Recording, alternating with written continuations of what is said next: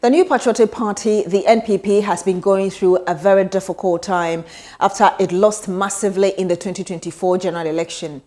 The party wants to understand why it lost over 2 million votes in an election it felt it was going to win massively, hands down. Even in areas that the party considered its stronghold, the NPP lost in last year's general election.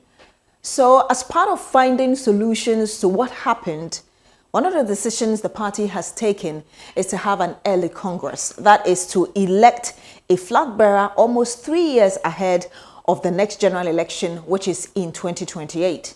Well, that was what we discussed on Agenda, to weigh the advantages and the disadvantages of this decision by the opposition party and whether or not indeed that is what Ghanaians are looking forward to. One of the people who agreed with the position of the NPP was political communications lecturer at the UPSA, Mohammed Tofik Adamu, who felt that the NPP was on the right path. An early Congress, has very important significance for a party that is in opposition. Tell us. And you can look, it has both strategic, symbolic, and practical significance. So, for example, an early election allows the flag bearer the opportunity or ample time to prepare himself, or whoever wins to prepare himself, and then campaign vigorously for national acceptance. And it also allows the candidate or the party to organize its base and be able to eliminate any internal rivalry that may come. And it also has the opportunity for the candidate or the party to deal with problems of factionalism and division within the party. So there are a lot of advantages that comes with early elections. And I think that is what the NPP is trying to tap into, and then maximize the opportunity and make it very easy for them to win. But a member of the party, Dr. Arthur Kennedy, felt rather that this decision by the NPP is a very bad one. But I'm just saying that even assuming the best intentions of the ladies and gentlemen, they should first go and renew their mandate. It will seem as if they are doing a sleight of hand to, in effect, elect a flag bearer who will turn around and bless them before they go seek their mandate. That is anti-democratic. And not only that, you are referring to the report of the Ukwe Committee. It's in the bosom of a few people who come and whisper parts of it to us. All of us ought to see the report so we make up our minds. And not only that, it comes fundamentally to the question of democracy, that one, they ought to renew their mandate. The second thing is that all the way from 2008, the party has been on record as supporting one man, one vote. I'm just asking, why is it that we can't do that now? Well, a political and communications marketing strategist who was also on Agenda on Tuesday, Professor Kobby Mensah, felt that the NPP was increasingly behaving undemocratically, and he blamed it on weak leadership. In those days, you can literally, when we're young, you can literally stand on your feet and mention not less than 10 NPP people who were stellar. You can talk about J.H. Mensah, you can talk about Adu himself, you can talk about President Kufuor, you can talk about Selby.